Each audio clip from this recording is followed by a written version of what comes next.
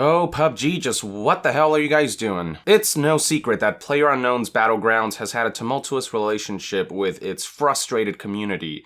But things got even more heated with the launch of the $10 event pass that released just a few days ago on June 22nd, 2018. As I've already explained before, it's pretty much PUBG's take on Fortnite's $10 battle pass, except it offers far less for a steeper price.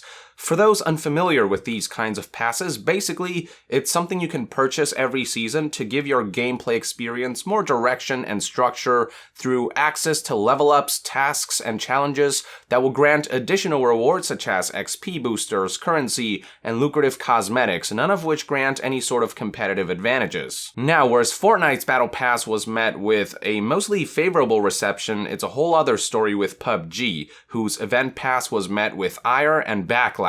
The thing about Fortnite's Battle Pass is that it works because the game is free to play. For players who don't care much about cosmetics, they can have a pretty fulfilling experience without spending a penny. And even then, they'll still level up and gain some rewards, even if not as cool as the Battle Pass exclusive stuff. What's also great about Fortnite is that you can pay for Battle Pass once and, through enough gameplay, earn the amount of necessary V-Bucks, the game's premium currency, to purchase the Battle Pass for next season and beyond. So dedicated Fortnite players will only really have to pay for Battle Pass once and be able to earn the rest by doing what they already enjoy doing, playing the game. With PUBG, on the other hand, not only is the game not free to play, retailing for $30, there's no gameplay avenue towards obtaining future seasons event passes like in Fortnite. Given that PUBG isn't free to play and given PUBG already features a slew of monetization schemes like loot boxes locked behind keys, the expectation was that the event pass would be a free update for everyone, or at least that there would be a way to earn event passes through gameplay, but it wasn't so. Other important factors that make PUBG's event pass the inferior proposition is that on top of the initial $30 fee and the locked loot boxes, PUBG seasons only last 30 days compared to Fortnite's 10 weeks. The event pass only offers 30 levels compared to Battle Pass's 100. The cosmetic rewards from PUBG aren't nearly as cool or rewarding as Fortnite's, and it's basically a case of event pass offering less in quantity and quality for a lot more money. This is all especially frustrating given that despite the hundreds of millions of dollars PUBG has made in revenue, despite being playable to the public for almost a year and a half now, the game remains unpolished, unoptimized, and infested with cheaters. Somehow, PUBG still feels like it's in beta, and there seems to be no end in sight, as developers seem to be doing nothing about refining the core experience, while layers of monetization schemes continue to be introduced.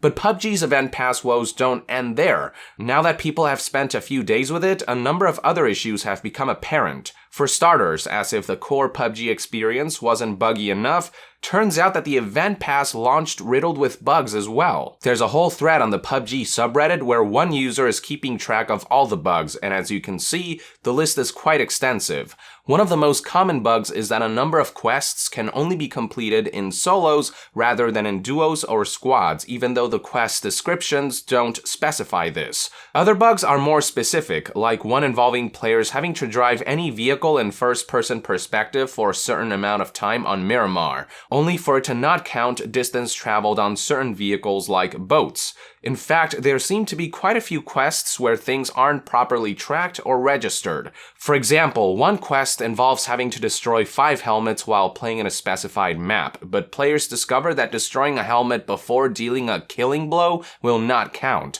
Another quest involves having to be one of the top 10 players in the match of a specified map, but if you win instead of dying as part of the top 10, then it won't count for some reason. Some bugs make certain quests too easy, like one involving having to revive teammates 3 times, which you can do by just shooting your own teammates and then reviving them. Or another quest involving having to deal 100 damage to an enemy, but also counts damage dealt to teammates for some reason. Then there are quests that are just so broken that people don't know why accomplished parameters aren't being counted, or why these quests aren't being marked as completed despite players having met stipulated conditions. There are also times when it's hard to tell if the bugs are a result of technical issues, of quest descriptions just being poorly written, or of conditions for completing certain quests just being terribly conceived. Speaking of conditions, it was discovered that quests involving players having to kill with a specific gun require that a killing blow be dealt, and what stipulates a killing blow comes with very specific conditions that players weren't made aware of and had to determine for themselves through trial and error. But perhaps most egregious of all is the fact that to complete any quest in PUBG as part of an event pass, the player must play a complete game, which involves having to survive a match for at least 5 minutes. What this means is that you could complete a number of quests, like killing a certain number of people, pulling off a certain number of headshots, healing a certain amount of HP, or whatever, but if you die before a match is 5 minutes in, all that work will have been for nothing and will not count towards quest completions. I don't think I have to tell you how hard it can be for most people to stay alive for 5 whole minutes in a battle royale game like PUBG. So, not only is Event Pass a terrible bang for buck deal, especially compared to the competition, it was released in a broken state with bugs, poorly written descriptions, poorly conceived conditions, or a combination of these factors, making progression for Event Pass a whole lot harder and or confusing than it needs to be. Making matters even worse is the fact that when you purchase Event Pass, not all items you earn can be kept permanently. See how there are 2 rows of rewards for level ups? The top row is stuff you get to keep with no caveats. The stuff on the bottom, those are items that once earned will only be available for the listed amount of time before it's gone for good. Some of these trial items will last 30 days, others 20, and a few as little as 15 before poof. It's worth noting that these temporary cosmetic rewards are ones that you would normally find in loot boxes, but because PUBG wants you to buy loot crates to permanently unlock these items, they'll only loan these out for a number of weeks as part of the event pass, because God forbid players earn items without participating in glorified gambling.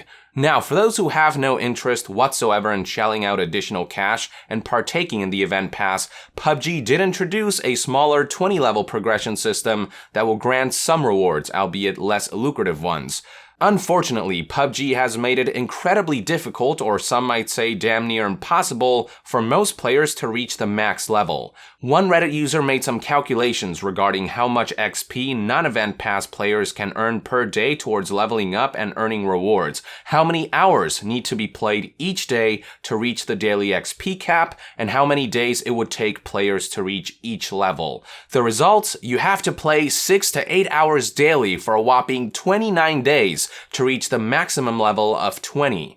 I did mention that PUBG seasons only last 30 days, right? So basically, if you happen to not be able to play for 2 or more days in a given season, you're out of luck and no level 20 rewards for you. On top of all of this, I should also mention that 6 out of the 11 items rewarded to non-event pass holders are those trial items that disappear from your inventory after a few weeks.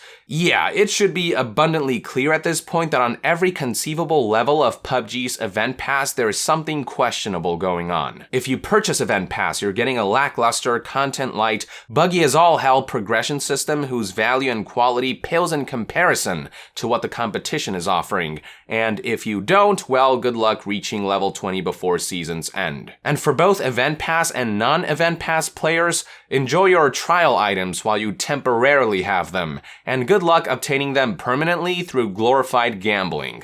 It's just baffling to me that this is how PUBG intends to compete with the more refined, free-to-play Fortnite and its far superior, far more consumer-friendly Battle Pass. The fact that PUBG is charging money for an event pass given its pricing model and shoddy state raised enough eyebrows, but to rush the event pass out in such a broken state, I just don't know how much lower their apathy for quality assurance and their avarice can stoop. These are just one man's thoughts and opinions anyway. I'd love to hear what your take is on all of this in the comments below.